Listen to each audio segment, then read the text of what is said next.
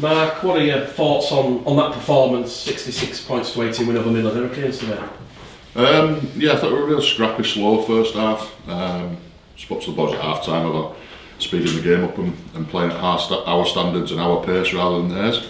I thought the whole game was a little bit stop-start and just a little bit flat and a little bit slow. So really pleased with the action in the second half. And the major thing and the most important thing is it's job done and winning the next round.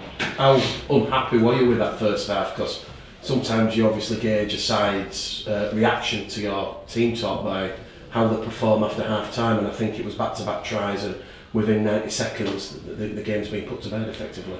Yeah, like I said, I just thought we chased points a little bit in the first half. We tried to go to edges before going through people.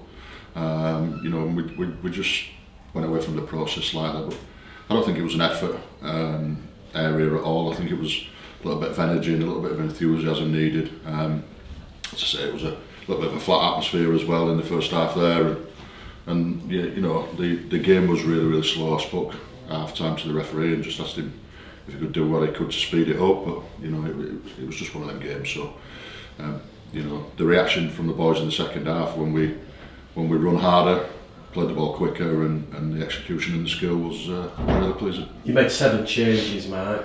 Was that a factor in that first half, taking time for everybody to get that cohesion? I could put it down to that. Yeah, I wasn't happy with the 3 tries we conceded. Especially them 2 in the first half. There was one under the post there that didn't particularly please me whatsoever. So we'll have a look at that. But there's a little bit of cohesion stuff in there. I just think it was the enthusiasm levels needed to go up, and we needed to play the game at our standards and at our pace rather than theirs. Anything cause for concern with that first half performance, or no? Does that second half more than make up for it?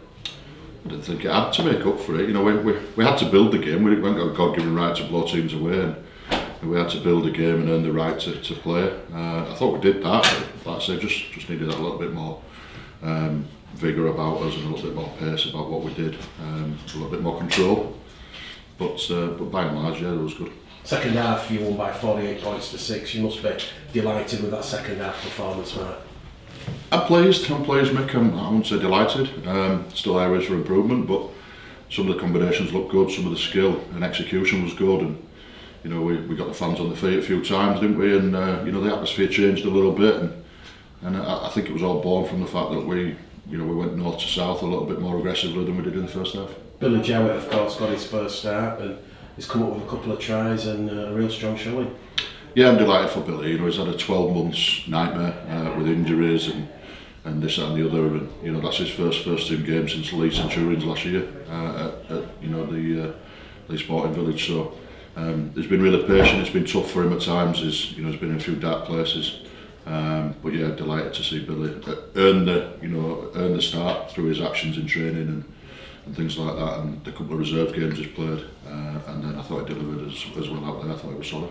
You decided to go with Miles Lawford. No Deck Patton. Was he just rested this afternoon? Yeah, Deck Patton and George Flanagan Senior was rested, yeah. And on the back of obviously what you've seen with Holmes, Lilly and Lawford in that spine and that second half particularly, does that give you any headaches moving forward? Yeah, it's a good headache though. I won't mind more of them headaches. We didn't have a lot other than what was on the field today, so you'll notice that AJ Wallace didn't take the field at all from the substitutes bench. He's been struggling with an ankle problem, and just the mark of the character really that he said, no, I'll put my hand up to play. We wanted to try and rest Deck and George Flanagan Senior, so in the last outing in the Challenge Cup we rested Lilly and Holmes, and this time it was them 2. So but yeah, AJ put his hand up. We thought we could strap him up and get through it, but I also said to our physio team that if I didn't need to put him on I wouldn't do. So that's the reason he didn't go on. So there's some real good headaches to have, and hopefully everybody's pulled through healthy. We've had no reports initially, so yeah, it bodes well. Jansen Turgid, of course, got his debut after that reserve performance against Hull FC. Thoughts on his debut? Yeah, I thought Jansen was real steady. He's you know, he's only been with us 2 weeks, so he's still learning about us and we're still learning about him. I thought you saw today that Jensen's been in some really good systems, and his attention to detail and his minor details are really, really good. You know, he does the little bits that, you know, most people don't see, and he does them really, really efficiently as well. So Chance will only get better. You know, he's only going to get better the longer we work with him. I'm really, really pleased for him. You know, we spoke about it before the game, about Billy and about JT as well, and yeah, he's been through 3 or 4 years of an absolute nightmare, anti, and the sheer fact that he's here as a human being is, you know, a miracle. But the fact that he's now playing professional rugby league again is again a testament to him and his mental strength. Just a bit on middle of the hurricanes, Mark. They can certainly leave here with their heads held high especially after that first half performance. Yeah, listen, we knew they'd come and play. We knew they had nothing to lose, and you know, I know Rich, their coach, particularly well, and quite a few of their players as well. So yeah, they came, they had a dig, and you know, I'm sure they'll go home content with their efforts and you know what they've displayed today. Just a couple more from me. What's the latest on Kieran Gill? Yeah, so he's got a hamstring injury. It's not as bad as first feared, you know. So touch wood, and you know, fingers crossed. We're hoping he'll be all right for next week. And I do believe Michael Hoyle's left the club. Is that correct? Yes, he has. Yeah, you know, his transitioning is on the way out of the army. So he's looking for work, and he's had to get a job, which meant he couldn't commit to training, you know, as much as he needs to. You know, and this is professional sport, so when people can't commit to training and can't get their regular, he came to me and said, look, you know, can I have a release and can I go back and play community rugby and transition from army life into civilian life. So you know, we wish Michael all the best. It's been great to have while he's been at the club. It's been, you know, a pleasure to coach, but needs must, and he moves on. And one final one, Matt, forgive me for trying to pronounce this player's name, but an exotic name was on the team sheet yesterday for Gian in that reserves win over Salford. Go on then, have a go at it. I don't want to have a go, Matt. I'll have to get the phonetic pronunciation, but what can you tell us? Vasu. There we go. That's the name first. Yeah, without being disrespectful, Yeah. you know, the Fijian wing centre. Yeah. What can you tell us about Vaso? So Vasu's is another army lad. So we've got a real good connection with the army. He actually spent some time on the books at Castleford last year under Lee Bradford. So I spoke to Radders a bit about him and found out a bit more about him. And again, he's approached us and asked for a trial. And, you know, we're more than welcome to have a look at him. So he went well yesterday, as did, you know, a few other guys in the reserves yesterday. It was really pleasing to see. You know, Marcus Green went particularly well, and George Flanagan Jr. went well, and Mackenzie Skir come up with a hat trick. So you know, that's pleasing. So yeah, there was some real good performances, and Vasu was right up there. And you're not on your own, mate. I'm not going to try and pronounce his surname. And just on Vasu, Matt, is the message to him, you know, maybe following the footsteps of Jansen Turgate, impressing the reserves? You know, there might be potentially with Brad England having a bit of an extent. You know, there might be a chance. Absolutely, yeah. You know, that's the message to anybody in our reserves. If you earn the right through your actions and your performances, then you might find yourself in the first team. And Vasu's done himself no harm yesterday. Makes mention a bit there, Matt. Given how long Jansen's been out of rugby league now, he only came back sort of very recently. Playing reserves. How impressed are you that he's already ready to play first team match? Like I said, he was steady today. And even you were impressed at how quickly he's been able to get back in the first team rugby league. Yeah, he's been working real hard. He lives in Hull, JT, so he's been working real hard with the conditioner I know quite well over there, Paul Latten, and he's done all his rehab with him.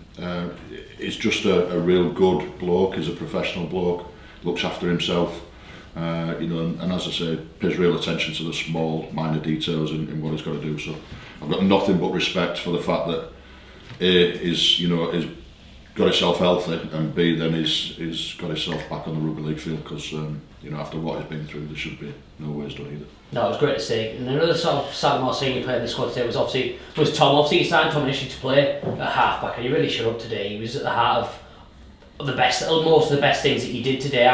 How good was it to get him in that role for a change rather than a fullback, and to see how well he showed up today as one of the halves? Yeah, really delighted with Tom.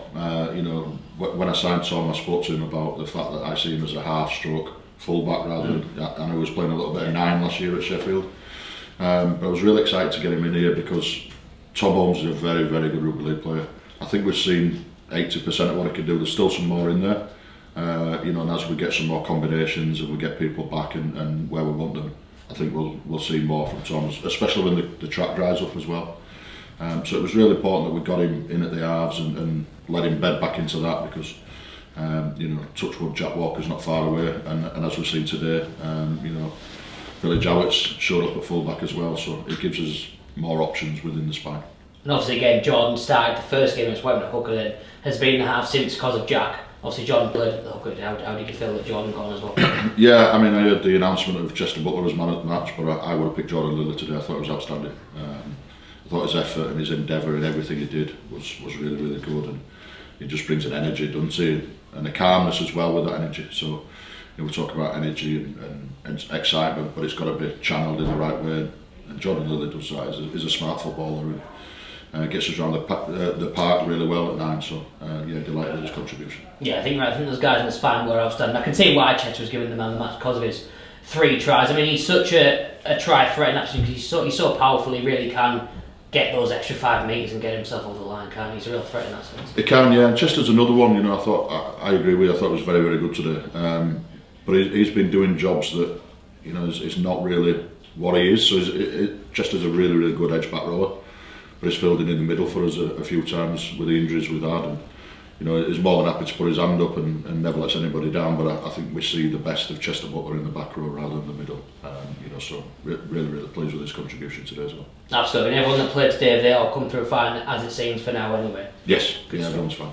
And obviously, like you said when you came in, it was like, wow, like Dewsbury got a brilliant win over Widnes, and obviously you came through really well in the end, but it just shows that there's some real talent, obviously. North Wales gave Keith a decent game. There's some real talent down in League One, so these games aren't as simple as you think. A lot of people sort of maybe derive third tier compared to Championship, but actually there's some real talent and there's some really good players. There is, yeah, and I say it all the time, rugby league's an honest game, so if you're not honest and you're off the ball, you know, you normally get what you deserve, and you know, there's people down in League One that can pick people off if that's the case, so you know, we had to pay them respect today, we had to, you know, give them the respect they deserve, and I thought we did that. And just finally, is there any news on whether you're going to appeal or not? There was some bands handed after the Keith game for Fenton, George and Josh. Is there any news on what you're going to do with them? Are you going to sit down this week and see whether you're going to appeal them or accept them all? No, I've had a real good look at them.